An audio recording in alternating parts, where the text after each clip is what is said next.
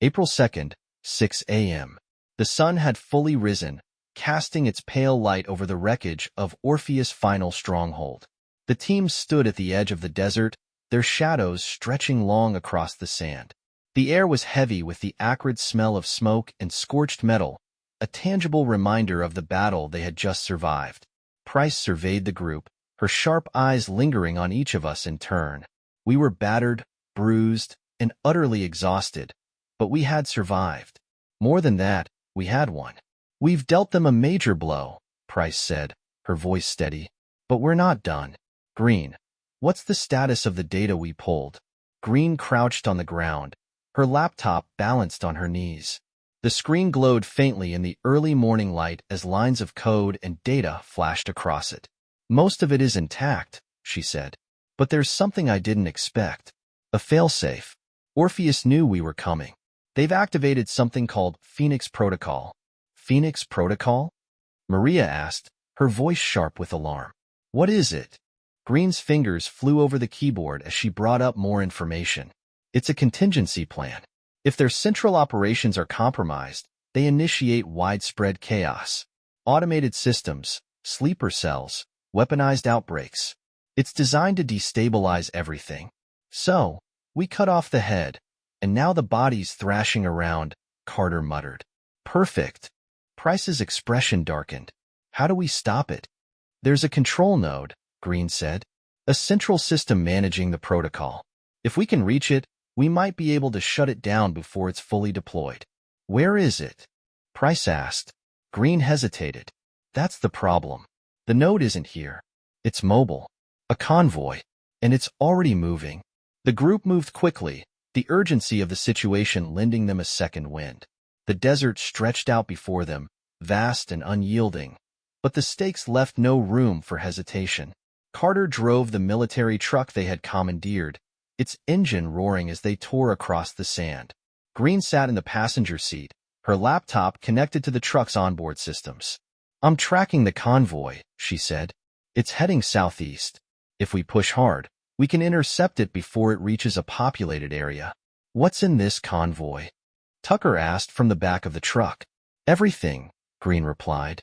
"Command and control systems, advanced weaponry, maybe even biological assets. If Phoenix Protocol goes live, it won't just be a localized outbreak. It'll be global." Maria's grip tightened on her rifle. "Then we can't let it happen." The convoy came into view as they crested a dune. 3 armored vehicles moved in formation, their sleek black surfaces gleaming under the sun. Each vehicle was heavily armed, bristling with automated turrets and sensor arrays. Price adjusted her rifle, her eyes narrowing. "We'll have to disable them one by one. Maria, Tucker, take the lead vehicle. Carter and I will handle the second. Green and," she glanced at me, "you're on the command truck." "Understood," I said, gripping the Halligan tool tightly. "This isn't just a fight," Price continued. "If we don't take that command truck, Phoenix Protocol goes live. No mistakes." The attack began with an explosion. Carter's improvised charges disabled the lead vehicle, sending it skidding to a halt in a cloud of dust. Maria and Tucker moved in, their weapons blazing as they cleared the wreckage. The second vehicle swerved, its turret locking onto the team. Price took it out with a well-placed shot, the turret exploding in a shower of sparks. Carter closed in, dispatching the guards with brutal efficiency. The command truck veered off course, its driver attempting to escape. Green and I followed in the truck, the rough terrain jarring us with every bump and turn. "Get me close," I said, bracing myself. "You're insane," Green muttered, but she complied, steering the truck alongside the command vehicle. I leapt onto the truck's side, my fingers gripping the edge of the roof. The wind whipped around me as I climbed onto the top, my heart pounding in my ears. Guards emerged from a hatch, their weapons trained on me. I swung the Halligan tool, knocking one of them back before disarming the second. Inside the command truck, chaos reigned. Green had disabled its exterior defenses, but the interior was a fortress. The air was thick with the hum of machinery and the frantic shouts of Orpheus operatives. "Shut it down." Price's voice crackled over the comms. I fought my way to the control terminal, the Halligan tool smashing through resistance. Green joined me moments later, her laptop already connected to the system. "I've got it," she said, her fingers flying over the keyboard. "But they've encrypted everything. I need time." "We don't have it," I said, glancing at the monitors displaying the countdown for Phoenix Protocol. Green's eyes narrowed in determination. "Then cover me." The countdown reached its final minute as Green's progress bar crept agonizingly close to completion. The remaining guards launched a desperate assault, but the team held firm, their weapons cutting through the chaos. "Done," Green shouted, slamming the enter key. Phoenix Protocol is offline. The countdown froze, the monitors going dark. The air seemed to shift, the weight of impending disaster lifting as the team secured the final pieces of data. The convoy lay in ruins, its operatives defeated. The team regrouped, their faces a mix of exhaustion and triumph. Price stood at the center, her rifle slung over her shoulder as she addressed the group. "We've stopped Phoenix Protocol," she said. "But Orpheus isn't gone. Not yet. If they rise again, we'll be there to stop them." The group exchanged determined glances. The fight wasn't over, but for now, they had won. And for the first time, the future felt within their grasp. 10 a.m. The convoy site was a smoldering graveyard of twisted metal and shattered glass, the acrid stench of burnt fuel lingering in the desert air. The team had scattered across the wreckage, combing through the remains for anything that could hint at Orpheus' next move. Price stood at the center of the chaos, her posture rigid as she surveyed the aftermath. "Anything," she called out, her voice cutting through the eerie quiet. "Nothing useful," Carter replied, kicking over a broken crate. "Just scraps. Whatever was here, it's been either destroyed or taken." Maria approached, a grim look on her face. "Found a couple of hard drives in one of the trucks. They're damaged, but Green might be able to pull something off them." Green appeared moments later, her laptop tucked under one arm. "If they're encrypted, it'll take time," she said. "But it's better than nothing." Price nodded. "Get started.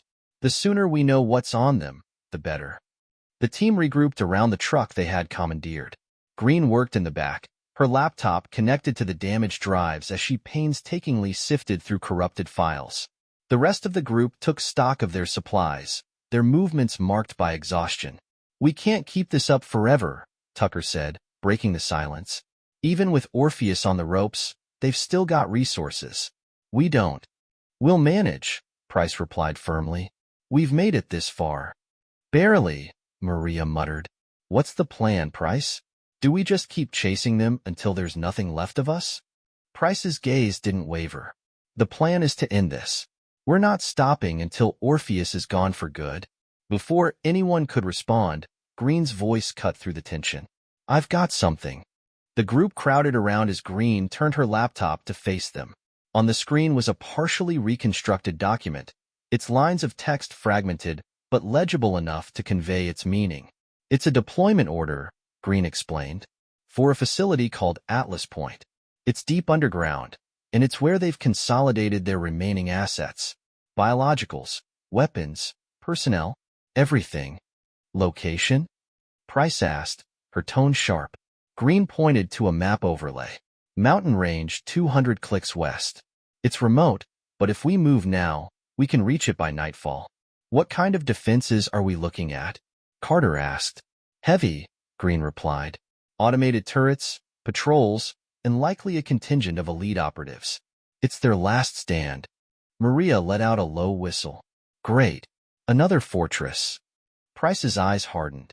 "Then we'll tear it down." The mountain range loomed ahead, its jagged peaks shrouded in mist. The team parked the truck in a secluded ravine and approached on foot, their weapons ready. The air grew colder as they ascended, the path steep and unforgiving. "We're approaching the outer perimeter," Green whispered, her eyes on the portable monitor she carried. "Sensors are active. If we trip them, they'll know we're here." Price motioned for the group to stop. "Suggestions?"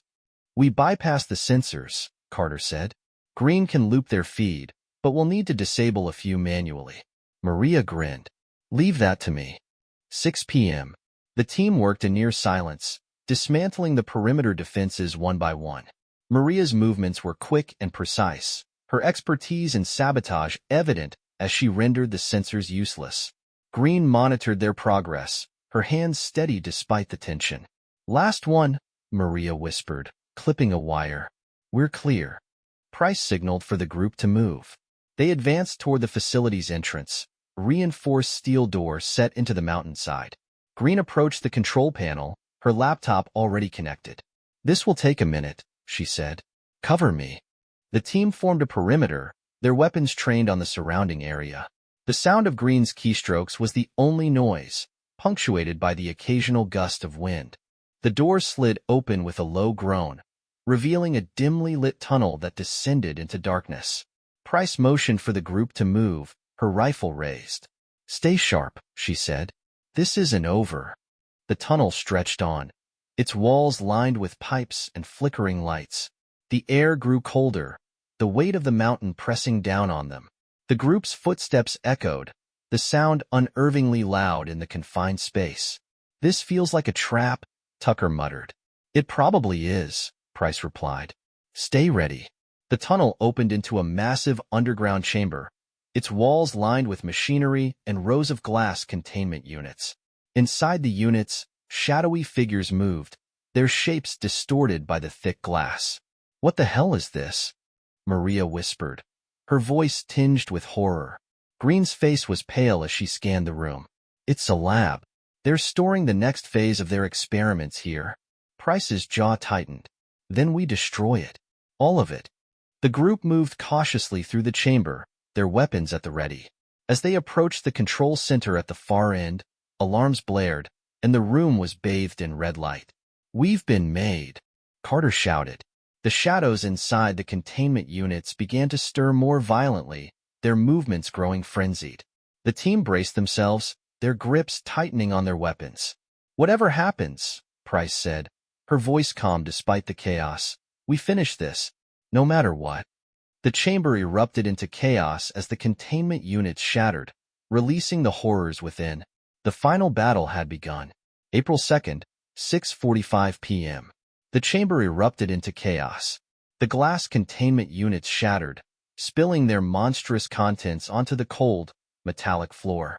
Shadows twisted and grew as the creatures inside emerged, their forms grotesque amalgamations of human and animal.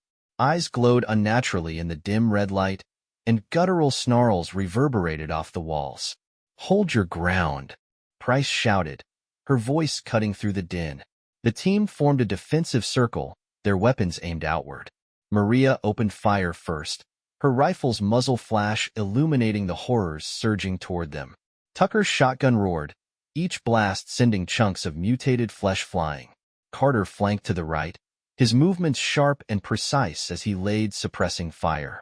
"Green, where's the control panel?"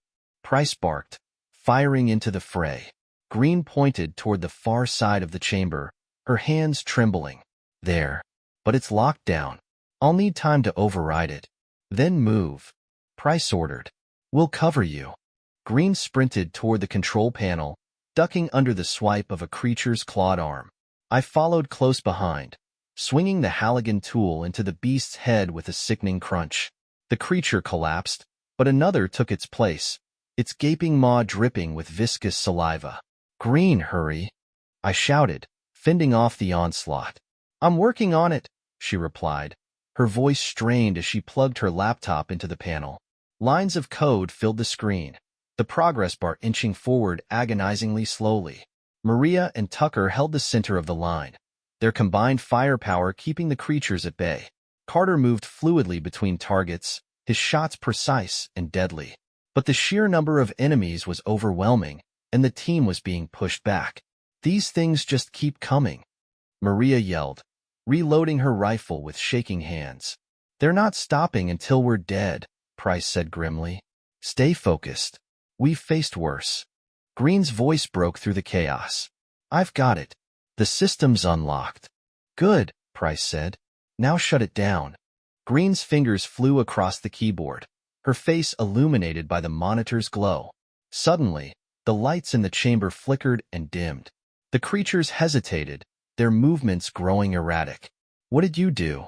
I asked, driving the Halligan tool into another monstrosity.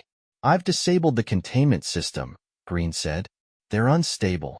They'll implode soon, but we need to get out of here before that happens. Price nodded. Everyone, fall back to the entrance. Now. The team began their retreat, firing as they moved. The creatures thrashed wildly, their bodies convulsing as Green's virus destabilized their genetic structure. The floor trembled, cracks spiderwebbing across its surface as the chamber threatened to collapse. Move faster, Carter shouted, covering the rear. A deafening roar shook the room as the largest of the creatures surged forward, its massive frame barreling through the chaos. It swiped at Tucker, knocking him to the ground. Price and I fired simultaneously, our bullets tearing into its grotesque form. Get up, Tucker, Maria screamed, pulling him to his feet. I'm good, Tucker grunted, his face twisted in pain. Let's go. The group reached the tunnel just as the chamber began to collapse. Behind them, the creatures let out agonized howls as their bodies disintegrated, their unstable forms unable to sustain themselves. The air was thick with dust and the acrid stench of decay. The team burst into the open air, the cool night breeze a stark contrast to the suffocating heat of the facility. They collapsed onto the rocky ground, their breaths coming in ragged gasps. Is it over? Maria asked, her voice barely above a whisper.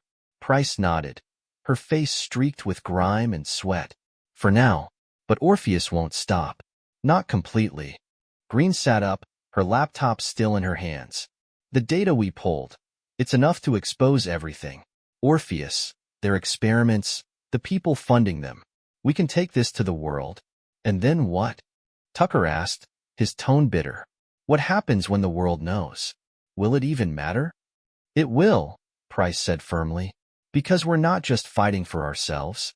We're fighting for everyone they've hurt, everyone they've killed, and we're not stopping until they're gone for good. The team sat in silence, the weight of Price's words settling over them. The road ahead was uncertain, but for the first time, they had the means to strike at Orpheus where it hurt most. As the first light of dawn crept over the horizon, the group rose to their feet. Together, they moved forward, ready to face whatever came next. April 3rd, 8 a.m. The sun rose higher, bathing the mountains in a golden hue as the team trudged onward. The air was crisp, carrying the scent of pine and the faint metallic tang of blood. Despite their victory at the facility, the group's expressions were grim, their eyes scanning the horizon for any signs of pursuit. We've bought ourselves some time, Price said, her voice breaking the silence. But Orpheus isn't going to let this go unanswered. They'll regroup, and they'll come after us. Let them, Maria said, tightening her grip on her rifle. I'm ready for round 2. It's not just about us, Green interjected, her laptop clutched to her chest. We have the data now. If we can get it to the right people, we can bring Orpheus down on a global scale. This isn't just about surviving, it's about exposing them.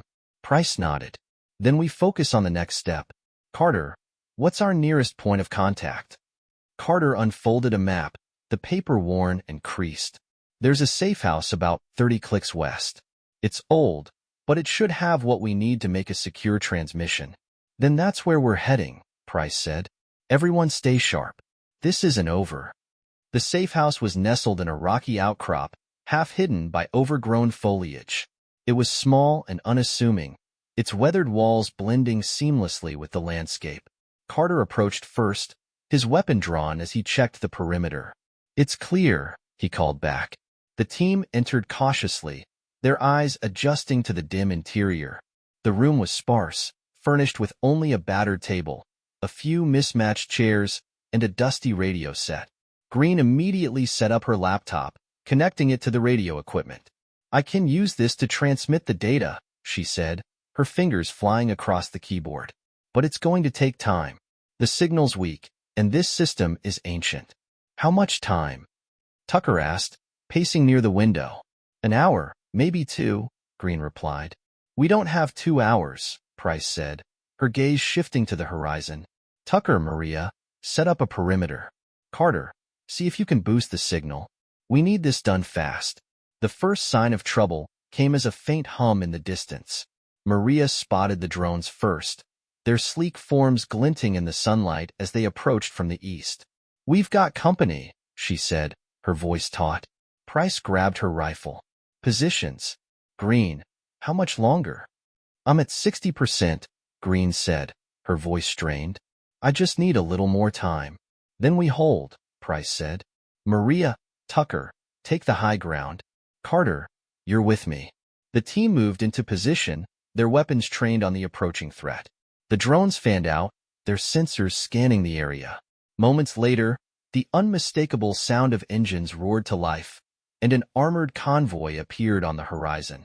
"They've brought reinforcements," Carter muttered. Price's jaw tightened. "Then we'll give them a fight they won't forget." The first shots rang out, shattering the tense silence. Maria and Tucker took out 2 drones with precise shots, their remains crashing into the rocks below. The convoy halted, and soldiers poured out, their rifles blazing as they advanced. "Hold your ground," Price shouted, her rifle spitting fire. Carter lobbed a grenade, the explosion scattering the enemy's formation. Maria switched to her sniper rifle, picking off targets with deadly accuracy. Tucker moved between cover, his shotgun roaring as he cut down the advancing soldiers. Inside the safe house, Green worked feverishly, her fingers trembling as she typed. "I'm at 90%, she called out. "Just a few more minutes." The battle intensified as more reinforcements arrived. A soldier lobbed a grenade toward the safe house, but Carter intercepted it, hurling it back before it could detonate. The explosion rocked the ground, sending debris flying. "We're outnumbered," Maria shouted. "Then even the odds," Price replied, firing relentlessly. Green's laptop chimed. "It's done. The data's transmitted." Price's voice cut through the chaos. "Fall back. We're done here. Move." The team retreated from the safe house, their movements coordinated despite the chaos. Carter set a timed charge on the radio equipment as they exited. The explosion engulfed the safe house as the team disappeared into the rocky terrain, the blast consuming any evidence of their presence. They regrouped a mile away, their breaths ragged but their resolve unbroken. "The data's out there now," Green said, her voice shaking. "Orpheus can't hide anymore." Price nodded, her expression unreadable. "We've done our part. Now we see if the world is ready to fight back." The team fell into step, their shadows stretching long against the desert floor as they moved forward into the unknown. April 3rd, 2 p.m. The desert heat bore down on the group as they made their way through the rugged terrain. The explosion that had obliterated the safe house was now a distant memory, but its consequences rippled through their minds. Every step forward felt heavier, the weight of their mission pressing down harder than ever. Price led the way, her gaze fixed on the horizon. Behind her, Green adjusted her laptop bag, her steps faltering as exhaustion threatened to overtake her. Carter walked beside her, his rifle slung across his back, ever watchful for signs of pursuit. Maria and Tucker flanked the group, their weapons at the ready. "We need to find shelter," Carter said, his voice low but firm. "If Orpheus sends another wave, we won't have the strength to fight them off." "We keep moving until we're out of their range," Price replied. "The transmission bought us time, but it also painted a target on our backs. We can't stop now." Green stumbled, and Carter caught her arm. "We're not machines, Price." She's barely holding it together. "I'm fine," Green said, though her voice lacked conviction. "We'll rest soon," Price said, her tone softening slightly. "Just a little farther." The group found refuge in a shallow canyon, its rocky walls providing cover from the relentless sun. The ground was littered with scrub and dry grass, but it was defensible, and for now, that was enough. "We'll rest here," Price said, setting her rifle down and scanning the area. "Carter, Tucker, secure the perimeter. Maria, help Green set up the equipment. We need to check if the transmission went through." Green sank to the ground, pulling her laptop from her bag. Her hands trembled as she powered it on, the faint hum of the machine breaking the oppressive silence. Maria knelt beside her, her expression uncharacteristically gentle. "You good?" Maria asked. Green nodded, though her eyes betrayed her fatigue. "I just need a minute." "Take 2, Maria said with a faint smile. The laptop screen illuminated Green's face as she accessed the transmission locks. Her fingers flew over the keys, her focus unbroken despite the growing tension. "It worked," she said finally, her voice barely above a whisper. "The data's out there. It's being disseminated through secure channels. Journalists, whistleblowers, international agencies, they're all getting it." "And Orpheus?" Price asked, her tone sharp. Green's expression darkened. "They're scrambling. Internal communications are in chaos. But they're not done. They'll try to spin this, bury it, or retaliate." Price nodded. "Then we keep the pressure on. If the world knows what they've done, we've got a chance to take them down for good." As night fell, the group huddled around a small fire. The flames flickered, casting shadows on their weary faces. For the first time in days, there was a sense of calm, fragile though it was. "What happens now?" Tucker asked, breaking the silence. Price stared into the fire. "Now, we regroup. We connect with any allies we have left, and we plan the next move. Orpheus may be reeling, but they're still dangerous. This isn't over." "It'll never be over," Maria said, her voice laced with bitterness. "Even if we take them down, there'll always be someone else. Another Orpheus, another shadow group pulling strings." "Maybe," Price admitted, "but that doesn't mean we stop fighting. We owe it to everyone they've hurt, everyone we've lost." The group fell silent, each member lost in their thoughts. The fire crackled softly, a fragile beacon against the darkness that surrounded them. Green's laptop chimed, drawing everyone's attention. She frowned as she read the message on the screen. "What is it?" Price asked, moving to stand beside her. Green's eyes widened. "It's a response. From someone inside Orpheus. They want to meet." "A trap," Carter said immediately. "Maybe," Green said, "but they're offering intel. High-level stuff. Locations of remaining facilities, key personnel. If it's real, it could cripple them." Price considered this, her expression unreadable. "Where do they want to meet?" "A city 2 days from here," Green replied. "Neutral ground," they said. Maria scoffed. "Neutral ground? Right. We don't have a choice," Price said, her voice firm. "If this is legit, it's our best shot at finishing this. We move at first light." The group exchanged uneasy glances, but said nothing. As the fire burned lower, the weight of what lay ahead settled over them. The fight was far from over, and the path forward was fraught with danger. But they would face it together, as they always had. April 5th, 9 a.m. The city loomed on the horizon, a sprawling maze of abandoned skyscrapers and derelict streets. Once a bustling metropolis, it was now a haunting reminder of Orpheus' unchecked reach. The air was thick with the smell of decay, and the distant cries of scavengers echoed through the empty avenues. The team approached cautiously, their steps muffled by the cracked pavement. Green clutched her laptop, her gaze darting nervously to every shadow. Maria walked ahead, her rifle at the ready, while Tucker covered the rear, his eyes scanning for any signs of an ambush. "This doesn't feel right," Tucker muttered, breaking the tense silence. "If they wanted to help, why make us come here?" "Because they want control," Price replied, her voice steady.